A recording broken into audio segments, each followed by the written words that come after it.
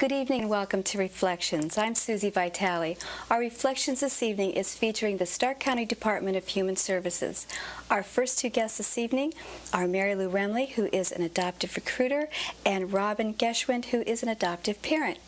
And Mary Lou, what is the meaning of temporary custody, and how do children come into the temporary custody of Human Services? Okay, Stark County Department of Human Services is the agency in our county that's legally mandated to protect children, and we investigate all concerns of child abuse and neglect. And when a situation is serious enough that a child could possibly be harmed, we need to take steps to protect that child, and that happens by our agency obtaining temporary custody of the child and placing them either in a relative home or in a foster home.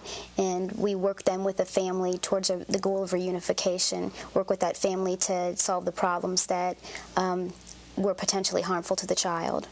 Now, you also deal with permanent custody. What is permanent custody? Okay, when our reunification attempts fail with temporary custody, then our agency petitions the court for permanent custody. And what permanent custody is a termination of all parental rights. And at that point, then the agency needs to place that child into an adoptive home. Okay, right now, as this program is being watched, there are children right in Stark County that need adoptive homes. Could you tell us a little bit about that? That's right. Right now, we have approximately 37 children for which there has been no home identified for. What that means is that the agency has permanent custody of the children. They are legally available for adoption, and that if we had a home identified, we could go ahead and move and place them. But in the meantime, they are being maintained in a foster care setting until an appropriate family can be located for them. What kind of characteristics do these children have? Most of the children that we have available for adoption fall under the category of special needs, and special needs may sound kind of scary or confusing to a lot of people, but what it involves is a child that is part of a sibling group is considered a special needs child because they need to be placed with their brothers or sisters. A child who is of a minority background is a special needs child. Any child who is older than 2 becomes a special needs child because of their age. Children with physical or developmental handicaps or emotional or behavioral problems are considered special needs, and also if there is an anticipated risk of any of those things occurring, such as a behavioral problem or an emotional problem, that also falls into the special needs category. Because we're dealing with children that come from abusive and neglectful backgrounds, they oftentimes do manifest emotional or behavioral problems. Also, many of them were maybe drug exposed at birth and may be developing very normally in their preschool years, but when they hit school-aged and begin to start interacting in the classroom, learning difficulties may appear. So at the time of the adoption, there may not be any problem, but because they have things in their background that could create problems, that would fall into the special needs category as well. Does the Department of Human Services offer support for adoptive parents for these special needs problems that may come up or may be there at the beginning? Right, definitely. Many of our children are already involved in counseling before an adoptive home is even sought out for them. Many of them are hooked up with different community resources, such as Goodwill for speech therapy or infant stimulation to help with maybe developmental delays that they might be having. And those things, for the most part, continue after they're placed into their adoptive home until the needs are met for that child. And how about for the adoptive parents? Are they giving any kind of training in order to know what to expect? Definitely. Our adoptive parents receive 18 hours of training before they would even complete a home study and then have a child placed into their home. They work real closely with a worker for their child, and a lot of times they interact and network among themselves and compare problems and try to find solutions together. Okay, now Robin, you are an adoptive mother. Correct. How many children have you adopted and what are their ages? We've adopted 3. Both of my girls, I have 2 10-year-olds and a 13-year-old, and soon to adopt a 3-year-old, be our 4th adoption. That's wonderful. Now, were these children special needs? Were they? Yes, they were, all of them. I have a sibling group that's 10 and 13. So they would be considered a special needs group because they were siblings? Right, and my other 10-year-old is fetal alcohol syndrome. She has a medic diagnosis that she is considered special needs. Okay, so were there any other special needs that maybe showed up later that you weren't expecting when you adopted the children? Not really. We had fostered to adopt, so we were pretty prepared, but we were also prepared in our training classes of things that may occur. Mary Lou, right now, could we interject? What is foster to adopt? Okay, a lot of our foster parents become foster to adopt because the children are in their home. The foster parents are planning on them going home, and so are we, because reunification is always the goal. But somewhere along the line, that goal is not possible, and the foster parents, because they've had them in their home so long, then desire to adopt. But we also have a special program where people can take what we call a legal risk and have a child placed into their home where the agency has the goal of getting permanent custody of that child, but we do not yet have it.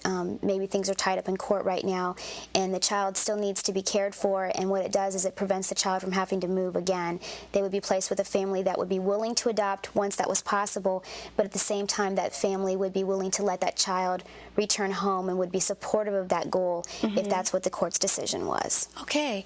Now, Robin, being that you have two siblings, how important do you feel this is to keep them together? It's essential. We have found that with children that have been abused or neglected, that's a survival technique that they need to maintain. Now, what would you say to a childless couple that might be hesitant to adopt an older child? I would say go ahead and I would suggest they foster first, and if they can deal with that, then go ahead. Okay, so there are actually advantages sometimes too. Many. Our oldest daughter, she's what we call our success case. She was a severe behavioral handicapped with very low success rate, but she's just really succeeded beyond what we've ever expected. And what would you say to people who might be hesitant to adopt because they're frightened off by the special needs categories? It's not frightening. You know, you cannot. With your own biological children, there's no guarantees. That's you know, right. Maybe they're not going to learn to read. There's many resources available that if you take advantage of, you know, it's not tough. Okay, so you do have the special needs children. As you pointed out before, most of the children are ending up being categorized as special needs because of the situations they come out Many of our of. children, like I said, you know, one of the biggest special needs we have is older children. Right now we have a wonderful sibling group of 4, and they're just your basic, normal, everyday kids who like to play and go to the park. But because they're a sibling group of 4 and because they're a minority background, they're falling into that special needs category, and it's very difficult to find a home for them. And that's true all around the country. There may be a 9-year-old who's basically been in foster care for a while, behaviors have stabilized, but because they're 9, you know, he or she is 9, nobody wants to adopt. I think we need to try to move away from the mindset that you can only be a parent if you start out parenting them as an infant. And, you know, a parent's a whole lot more than changing diapers or feeding bottles. It's, you know, teaching and nurturing and helping them to grow and to develop. And that's what these kids need. They need somebody to encourage them. A lot of them have a lot of what I call untapped potential. I know the little girl that Robin recently adopted, the little fetal alcohol syndrome girl, and I commented to Robin when I saw her at the adoption picnic that I hardly believed it was the same child that I'd seen in a picture a year ago, because the picture I saw a year ago was of a scared, timid little girl who didn't look like she could smile if the world, you know, her life depended on it.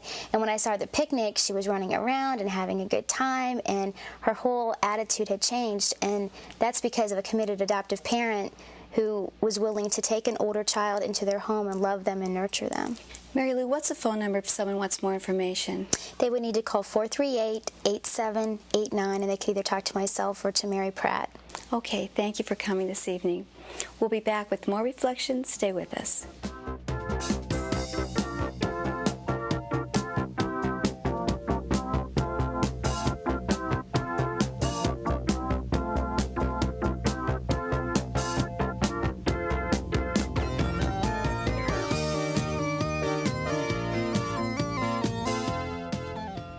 Our next two guests are David Culp, who's Social Services Supervisor, and Janice Hogan, who is an adoptive parent who is also a single parent.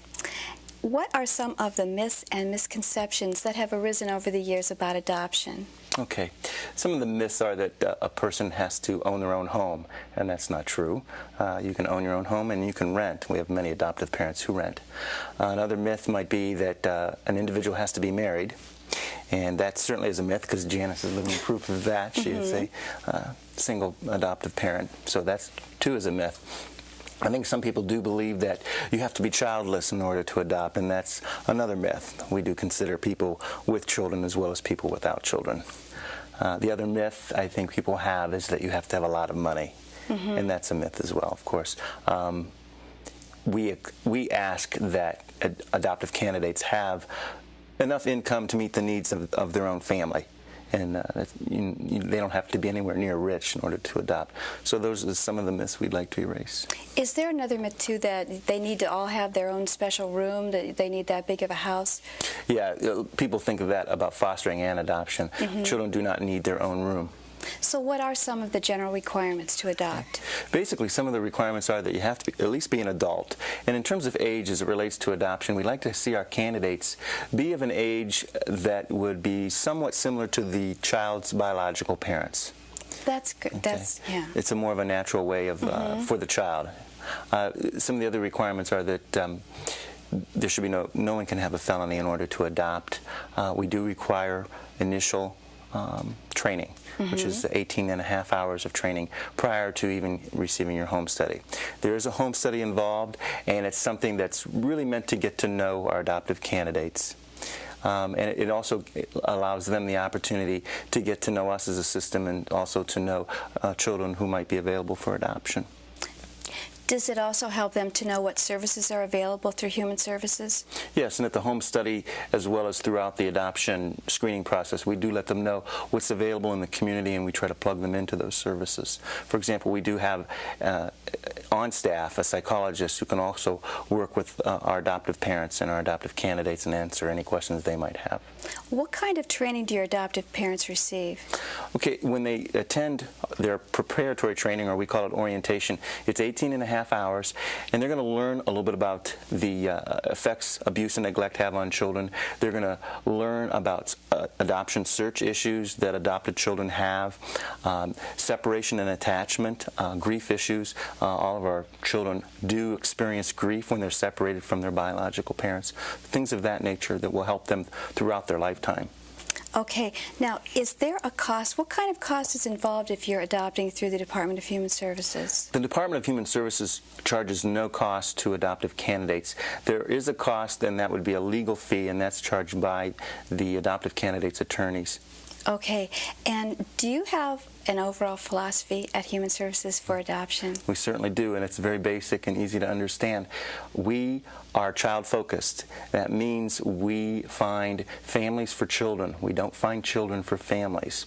So that means if somebody's been waiting for 2 years for a child, and another couple is waiting for 2 days for a child, it doesn't mean we're going to pick the one that's been waiting for 2 years because they were in line first. The one that has been waiting 2 days might meet that child's needs more, and that's how we make the decision. What suits the child, not what suits the couple. That's wonderful. Okay, now, we all know that raising children is very expensive today. Children with special needs might be even more expensive because they may have special needs that require. Right. Is there support? There most certainly is.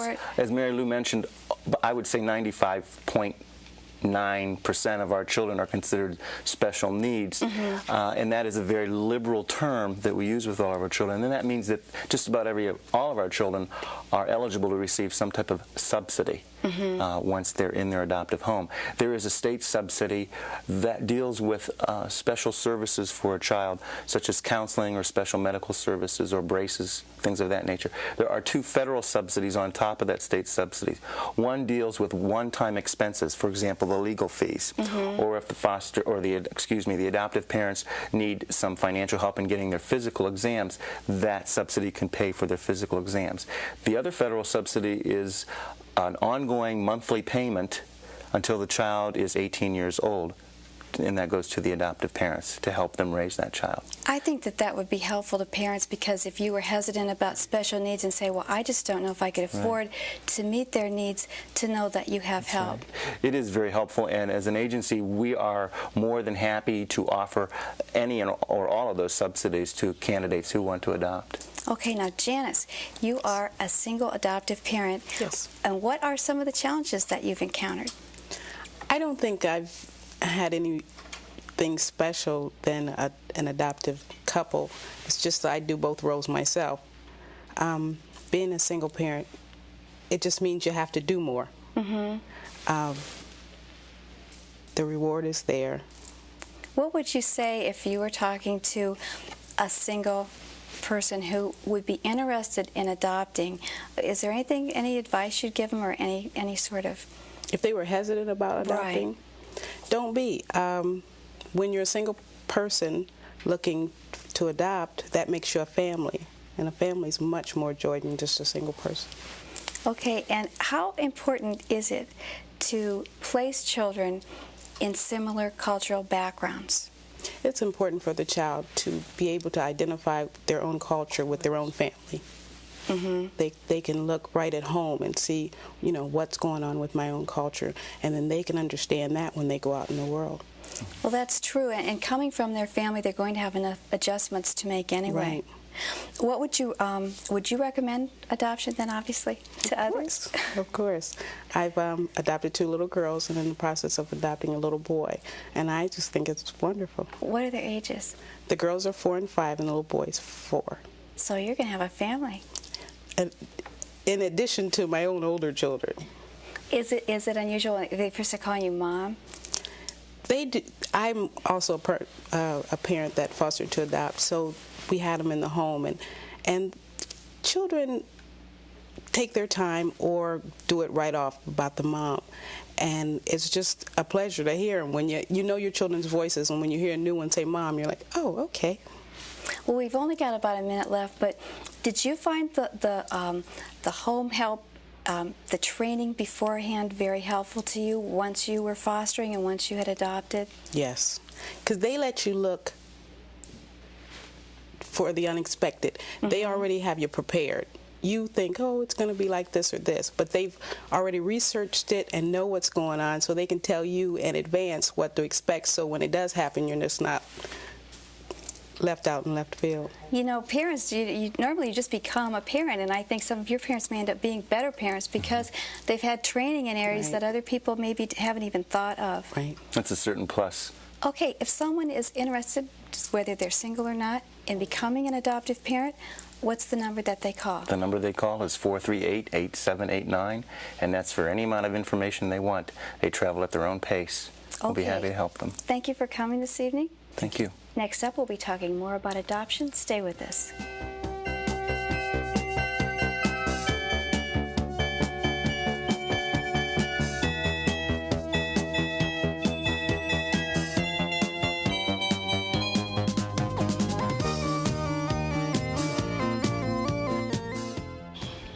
Our next 2 guests are William and Mary Pratt, who are adoptive parents. And Mary is also a worker at the Human Services in the role of a minority recruiter for foster care and adoption.